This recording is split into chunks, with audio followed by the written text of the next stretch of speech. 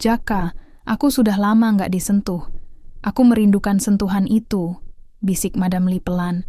Napasnya bergetar saat jarinya perlahan menyusuri kulit lengan Jaka. Mata mereka bertemu, penuh hasrat dan kerinduan yang selama ini terpendam. Malam ini, bukan hanya tubuh yang ingin mereka dekatkan, tapi juga hati yang selama ini tersembunyi di balik dinding. Kesepian. Sebelum mulai, jangan lupa like, subscribe, dan tuliskan sholawat di kolom komentar agar kita mendapatkan syafaat di Yaumil. Akhir langit di Brebes kala itu mendung, seolah tahu bahwa hari itu bukan hari biasa. Jaka, 29 tahun, berdiri di depan rumah panggung berdinding bambu milik orang tuanya, dengan ransel besar tergantung di punggung dan pandangan kosong menatap sawah.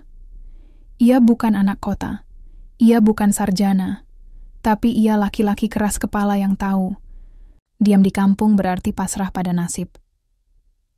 Aku harus berangkat, Bu, katanya sambil mencium tangan ibunya yang gemetar menahan tangis. Jangan kerja yang aneh-aneh ya. Jaga diri, jawab ibunya lirih, menyelipkan selembar doa ke dalam saku bajunya. Di desa itu, menjadi TKI selalu diasosiasikan dengan perempuan. Tapi Jaka nekat mendaftar program kerja luar negeri untuk pria. Ia beruntung. Dari puluhan pelamar, hanya 3 yang dikirim ke Tiongkok. Ia sendiri mendapat posisi sebagai asisten pribadi rumah tangga di Hangzhou, kota besar yang dulu hanya ia dengar dari berita. Saat pertama kali mendarat di bandara, Jaka dibuat kagum oleh gedung-gedung tinggi dan mobil-mobil listrik yang meluncur tanpa suara. Tapi semua itu tak membuatnya lupa siapa dirinya. Ia hanya anak petani bawang, belum pernah naik pesawat sebelumnya. Ia dijemput oleh sopir wanita paruh baya dengan jas hitam rapi dan papan bertuliskan, Li Shui Household, Mr. Jaka. Mereka tidak bicara banyak. Mobil melaju mulus menuju sebuah kawasan elit dengan gerbang keamanan dan deretan villa megah. Villa tempat ia bekerja begitu besar, nyaris seperti hotel butik. Dinding kacanya menghadap taman zen yang tenang. Disinilah pertama kali ia bertemu Madam Li Shui. Wanita tinggi semampai dengan rambut hitam panjang tergerai, bibir merah tebal, dan tatapan tajam. Ia mengenakan setelan satin biru yang terlalu santai untuk seorang pemilik bisnis fashion. Kamu Jaka? Tanyanya sambil menatap dari atas ke bawah. Iya, madam, jawab Jaka menunduk sopan. Baru datang, tapi kamu kelihatan cukup kuat, katanya sambil menyeringai samar. Sejak hari itu tugas Jaka dimulai. Ia merawat taman, merapikan studio Madam Li, menyiapkan sarapan, dan kadang diminta mengantar ke galeri. Ia bekerja dengan disiplin. Tapi ia sadar, ada sesuatu yang aneh pada majikannya. Madam Li suka menyentuh bahunya saat lewat. Kadang menyuruhnya memotong tanaman dengan baju longgar sambil duduk di balkon memandangi. Sering ia muncul hanya mengenakan piyama tipis, berdiri dekat jendela sambil menyeruput teh. Namun Jaka tetap menjaga sikap. Ia tahu batasnya. Ia butuh uang. Ia tak mau berbuat hal bodoh. Tapi malam-malamnya mulai tak tenang. Bukan karena kerja, tapi karena bayang wajah Madam Li terus menari di benaknya, terutama saat ia berbaring di kamar sempit lantai bawah villa. Satu malam, ia mendengar langkah kaki turun dari lantai atas. Lalu suara lembut memanggil dari balik pintu. Jaka, kamu masih bangun? Malam itu belum berakhir. Tapi hidup Jaka baru saja memasuki bab yang tak akan pernah sama lagi. Sejak malam itu, ritme hidup Jaka mulai berubah. Bukan karena pekerjaannya bertambah, tapi karena tatapan Madam Li yang semakin sulit ditebak. Seolah setiap gerak tubuhnya dirancang untuk menguji iman dan logika seorang pria desa yang masih kikuk memegang sendok makan stainless. Pagi-pagi sekali, Jaka biasanya menyiram taman batu dan menyapu jalan masuk villa. Tapi pagi itu, ketika matahari baru muncul dari balik kabut tipis Hangzhou, Madam Li sudah berdiri di balkon lantai 2. Ia mengenakan kimono satin merah menyala yang tertiup angin, membuat siluet tubuhnya terlihat jelas di balik cahaya. Jaka, katanya suaranya turun seperti kabut. Kau suka bunga kamelia? Mereka mekar hanya jika disentuh pelan, tahu? Jaka tak tahu harus jawab apa. Ia hanya menunduk, menyiram tanaman sambil menahan napas yang terasa tak wajar. Hari-hari berikutnya, Madam Li mulai mencari-cari alasan untuk menyentuh. Awalnya halus. Ia merapikan kerah Jaka sambil berdiri terlalu dekat, lalu menyuruh Jaka duduk di sofa besar dan mencicipi sup buatannya sendiri, dengan sendok yang ia suapkan langsung ke mulut Jaka. "Suka?" tanyanya, jari telunjuknya menyentuh bibir Jaka secara tak sengaja, atau justru sengaja. Jaka mulai gelisah. Tidurnya tak pernah nyenyak. Tiap malam, suara langkah Madam Li di atas kepalanya seperti irama yang tak bisa dilupakan. Kadang ia bermimpi, sedang memijat bahu Madam Li, lalu bangun dengan jantung berdetak liar. Ini bukan pekerjaan biasa, dan Madam Li bukan majikan biasa. Suatu malam, saat Jaka sedang menyetrika baju di ruang belakang, lampu tiba-tiba padam. Dalam gelap, pintu terbuka. Suara langkah tinggi tumit terdengar mendekat. Lalu terdengar suara lembut yang nyaris seperti desahan. "Jaka, kamu di sini?" Madam Li berdiri di ambang pintu, membawa lilin kecil di tangannya. Gaun tidurnya nyaris transparan, rambutnya tergerai liar. Ia terlihat seperti roh penggoda dari legenda lama. "Ada yang bisa saya bantu, Madam?" Jaka berusaha bicara tegak, tapi suaranya pecah. "Aku hanya takut gelap," katanya pelan. "Boleh temani aku sebentar saja di ruang tengah?" Jaka mengangguk. Mereka duduk di sofa panjang. Hanya cahaya lilin yang bergetar antara mereka. Madam Li menatap api kecil itu, lalu menatap mata Jaka. "Kamu tahu, aku sudah pernah menikah. Tapi, aku belum pernah merasa dihargai hanya karena aku wanita," katanya lirih. "Semua pria yang dekat denganku ingin hartaku, atau tubuhku. Tak ada yang menatapku dengan mata seperti matamu." Jaka tak tahu harus menjawab apa. Ia hanya menunduk. "Tapi kamu lain. Aku bisa rasakan. Matamu jujur, tanganmu lembut, dan hatimu bersih." Tangan Madam Li lalu menyentuh lutut Jaka. Perlahan, diam, tapi bukan sekadar iseng. Ada pesan dalam sentuhan itu. "Kau takut padaku?" Jaka menggeleng pelan. "Kalau begitu, jangan jaga jarak terus, Jaka. Kau bukan pelayan bagiku. Kau menarik." Lalu ia berdiri. Tanpa bicara, apa lagi, meninggalkan Jaka sendiri di sofa dengan jantung yang berdentum bagai gamelan hajatan. Hari-hari setelahnya berubah total. Madam Li mulai memanggil Jaka dengan nama depan, tidak lagi you. Ia mulai mengajaknya makan malam bersama, duduk, berdua di ruang tamu sambil menonton film, kadang bahkan bersandar di bahu Jaka saat tertawa. Jaka mulai takut bukan karena Madam Li, tapi karena dirinya sendiri. Ia mulai menantikan panggilan malam. Menyukai wangi tubuh Madam Li yang melekat di handuknya. Bahkan ia mulai berhenti menyebutnya majikan dalam hatinya. Karena kini, ia melihatnya sebagai wanita yang sangat hidup.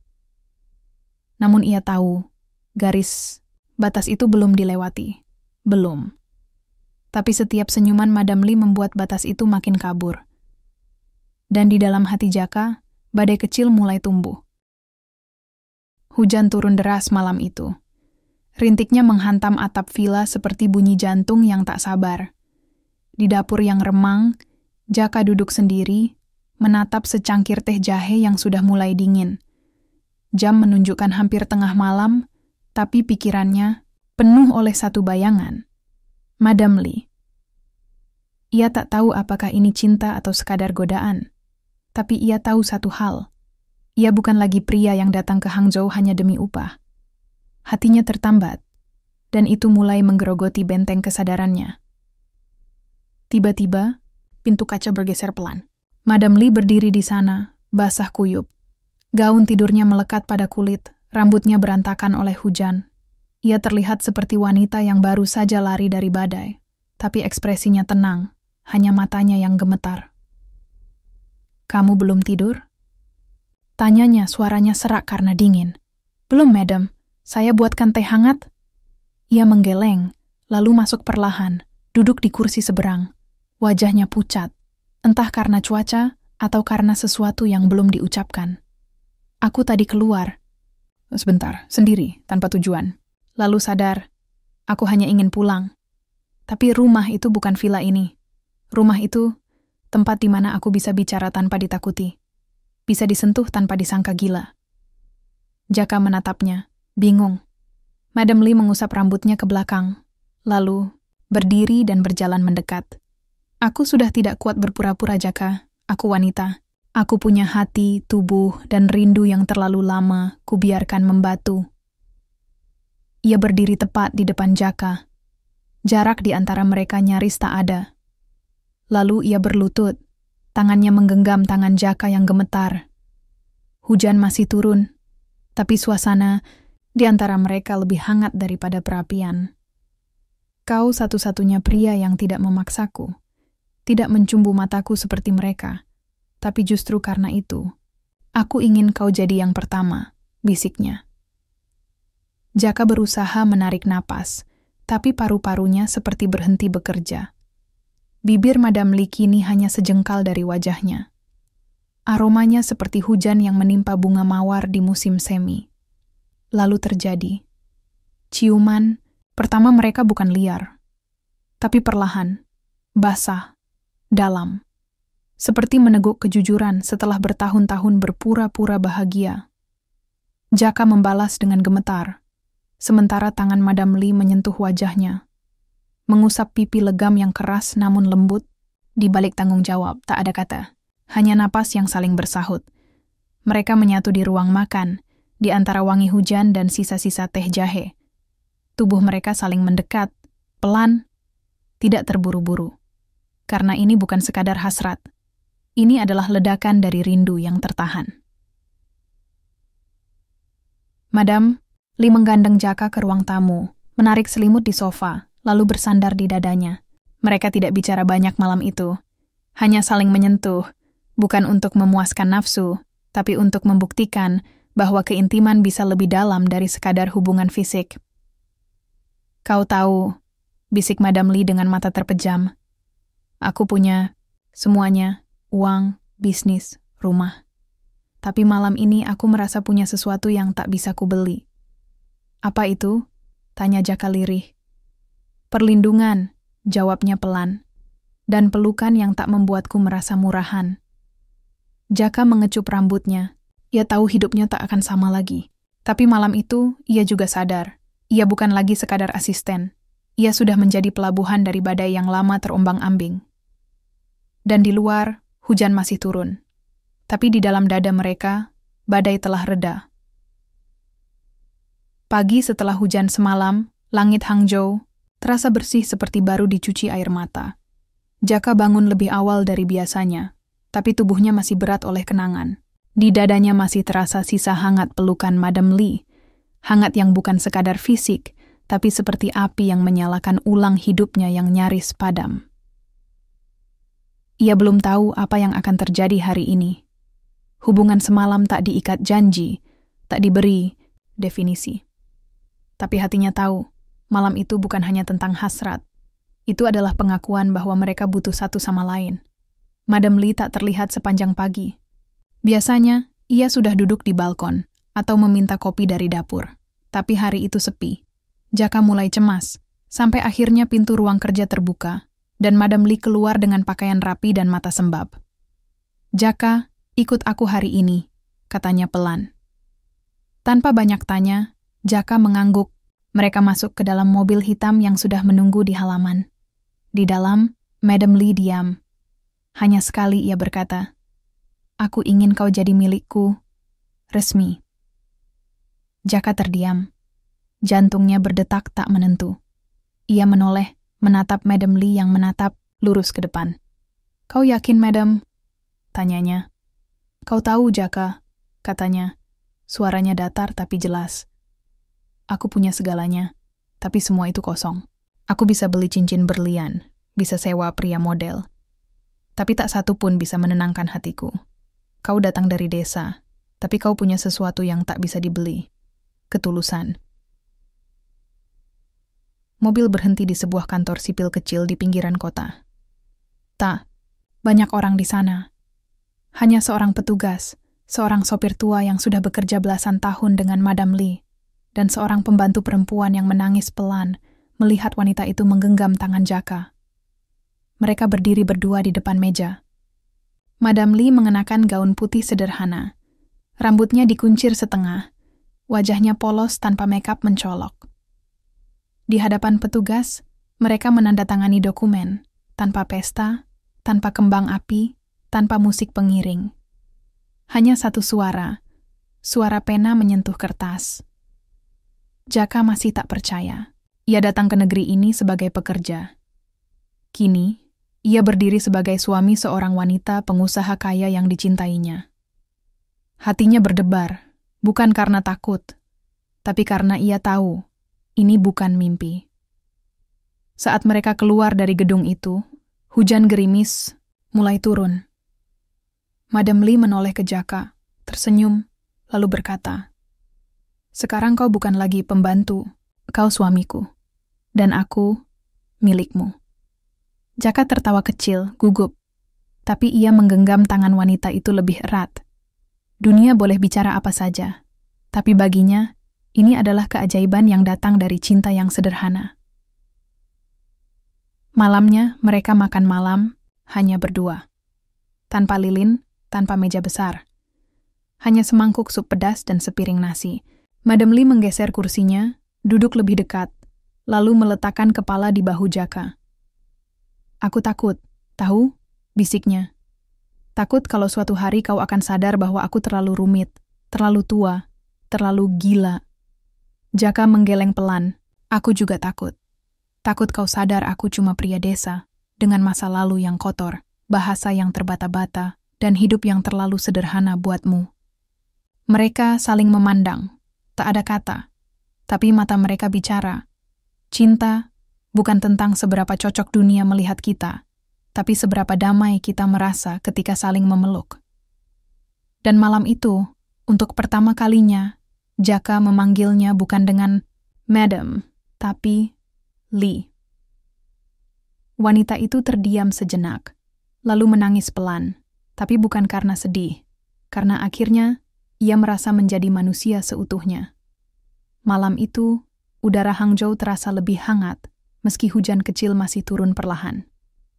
Di dalam villa megah yang kini bukan hanya menjadi tempat kerja Jaka, tapi juga rumah mereka berdua, suasana berbeda bersemayam, penuh ketegangan lembut dan harapan yang membara. Setelah makan malam sederhana yang terasa begitu bermakna, Madam Lee berdiri dan mengajak Jaka ke kamar utama mereka. Kamar yang luas, dihiasi lampu temaram dan tirai sutra yang menari-nari diterpa angin malam. Bau parfum mahal namun hangat memenuhi ruangan. Jaka masih merasa canggung, hatinya berdebar tak karuan. Ini malam pertama mereka sebagai suami istri. Ia ingat kata-kata Madam Lee tadi sore, tentang ketakutannya, tentang kerentanannya. Kini saatnya membuktikan bahwa mereka bukan hanya pasangan bisnis atau majikan pembantu, tapi dua jiwa yang saling menerima dan merindukan. Madam Lee duduk di tepi ranjang, menatap Jaka dengan mata yang berkilau penuh harap. Ia menarik napas panjang, lalu tersenyum lembut. "Tidak usah takut, Jaka. Aku juga baru dalam semua ini," bisiknya. Jaka berjalan mendekat, meraih tangan lembut itu. Sentuhan mereka seketika membakar kulit, membangkitkan gelombang kehangatan yang selama ini terpendam. Perlahan, Madam Lee mengangkat wajahnya, mempertemukan bibir mereka dalam ciuman pertama yang lembut, namun syarat akan janji dan kepercayaan. Tubuh mereka berdua mulai berbicara tanpa kata. Jaka merasakan kehangatan kulit Madam Lee, lembut namun penuh gairah. Ia menyentuhnya dengan hati-hati, menjelajahi lekuk tubuh yang kini miliknya. Madam Lee membalas dengan sentuhan yang manis namun menggoda, membelai bahu dan leher Jaka dengan lembut. Suasana hangat itu berubah menjadi pelukan yang erat, menyatukan dua hati yang telah melewati perjalanan panjang. Mereka berbaring bersama, merasakan detak jantung yang saling menyesuaikan ritme, berbicara dengan bahasa tubuh yang paling jujur dan intim. Malam itu, mereka bukan hanya suami dan istri di mata hukum, tapi juga di hati, melangkah bersama melewati ruang dan waktu, menapaki perjalanan baru penuh cinta dan hasrat. Saat pagi menjelang, sinar lembut matahari menembus tirai, menerangi wajah-wajah yang kini dipenuhi ketenangan dan kebahagiaan. Jaka dan Madam Lee tahu, ini baru permulaan. Namun malam pertama itu telah menuliskan bab indah dalam hidup mereka. Bab di mana cinta dan hasrat bertemu, tanpa perlu kata-kata lagi. Pagi yang cerah di Hangzhou menyapa villa mereka dengan sinar lembut yang menembus tirai sutra. Jaka terbangun dalam dekapan Madam Lee, aroma wangi parfum dan hangat kulitnya menenangkan segala kegelisahan yang selama ini menghantui. Untuk pertama kalinya, Jaka merasakan damai di tanah asing ini, damai yang hanya bisa datang dari sebuah kehadiran yang benar-benar mengerti.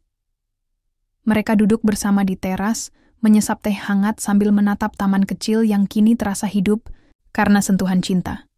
Madam Lee menggenggam tangan Jaka erat, menatap matanya dengan penuh keyakinan. "Kita sudah melewati badai, Jaka," katanya pelan. "Tapi aku tahu perjalanan ini baru saja dimulai. Kita harus kuat, bukan hanya untuk diri kita sendiri, tapi juga untuk mimpi yang ingin kita wujudkan bersama."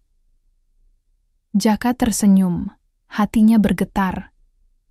Ia tahu, sebagai pria desa yang dulu hanya bermimpi untuk menghidupi keluarga, kini ia berdiri di hadapan seorang wanita sukses yang juga menjadi cinta sejatinya. Bersama, mereka bertekad menyulam masa depan yang penuh warna. Hari-hari berikutnya membawa mereka pada rutinitas baru. Jaka tak lagi sekadar pembantu, ia menjadi partner dalam segala hal. Madam Lee mengajarinya bahasa Mandarin, sedangkan Jaka mengajarkan kesederhanaan hidup dari Brebes yang perlahan mengajarkan arti kesabaran dan keikhlasan. Mereka melewati tantangan dengan tawa dan air mata. Pernah suatu kali Jaka salah bicara dalam rapat bisnis kecil Madam Lee, membuat semua orang terdiam. Tapi Madam Lee berdiri di sampingnya, memberi dukungan yang membuatnya percaya diri lagi. Kesalahan itu bagian dari belajar, Jaka. "Aku percaya padamu," katanya dengan senyum hangat. Cinta mereka tumbuh bukan hanya dalam kemesraan, tapi dalam pengertian dan saling mendukung. Mereka berbagi mimpi tentang rumah di Brebes, tentang masa depan yang mungkin membawa mereka kembali ke kampung halaman. Tapi kali ini sebagai keluarga yang kuat. Di malam hari, di balik kemewahan villa itu, mereka berbicara tentang keluarga, tentang anak-anak yang akan datang, dan tentang kehidupan sederhana yang mereka rindukan. Meski dunia mereka berbeda, mereka tahu cinta adalah jembatan yang menghubungkan segala perbedaan. Malam demi malam, mereka menyulam cerita, bukan hanya sebagai pasangan, tapi sebagai dua jiwa yang saling melengkapi. Dan di setiap pelukan, setiap kata yang diucapkan dengan penuh cinta, mereka tahu bahwa mereka telah menemukan rumah sejati di hati satu sama lain. Setelah beberapa bulan menjalani kehidupan baru mereka, Jaka mulai merasakan tekanan dari dua dunia yang berbeda. Di satu sisi, ada dunia mewah dan bisnis Madam Lee yang penuh tuntutan dan aturan tak tertulis. Di sisi lain, hatinya selalu terpaut pada kampung halaman Brebes, tempat asalnya yang sederhana dan penuh kehangatan. Sementara itu, keluarga Madam Lee di Cina mulai mengetahui kabar pernikahan mereka. Reaksi yang datang tidak seperti yang mereka harapkan. Beberapa kerabat mempertanyakan keputusan Madam Lee menikah dengan pria asing dari desa kecil di Indonesia. Bahkan ada yang menyindir status sosial Jaka. "Mengapa kau memilih dia, Lee?" tanya bibinya dengan nada dingin saat pertemuan keluarga. "Dia bukan dari kalangan kita, dan kau tahu bagaimana pandangan mereka terhadap orang luar." Madam Lee menatap tajam, menahan emosi. "Cinta bukan soal status, Bu. Jaka adalah pria, baik yang membuatku bahagia." Namun kata-kata itu belum cukup menghapus keraguan dan prasangka yang sudah terlanjur tertanam. Jaka merasakan tatapan sinis di beberapa acara keluarga dan bisnis. Ia berjuang keras menyesuaikan diri, belajar bahasa Mandarin lebih intens, dan berusaha memahami adat istiadat yang berbeda. Di sisi lain, Jaka juga merasa rindu yang dalam pada keluarganya di Brebes. Rindu pada ibu yang selalu mendoakannya, pada sawah yang hijau, dan suasana desa yang sederhana. Ia bahkan mulai berencana mengajak Madam Lee pulang ke kampung halaman untuk memperkenalkannya kepada keluarganya yang hangat dan ramah. Tapi bagaimana dengan keluargamu di sini? Tanya Madam Lee suatu malam. Apakah mereka sudah bisa menerima kita? Jaka menghela napas panjang. Belum semua. Tapi aku yakin dengan waktu dan usaha, mereka akan mengerti. Mereka berdua tahu bahwa cinta mereka sedang diuji oleh waktu, budaya, dan prasangka. Namun, dalam setiap pelukan dan kata-kata penguat, mereka menemukan kekuatan untuk terus berjuang. Karena cinta sejati bukan hanya tentang kebahagiaan, tapi juga tentang kesetiaan saat menghadapi badai. Semoga kisah ini bisa menjadi pelajaran. Terima kasih telah menyimak kisah ini sampai akhir. Wassalamualaikum warahmatullahi wabarakatuh.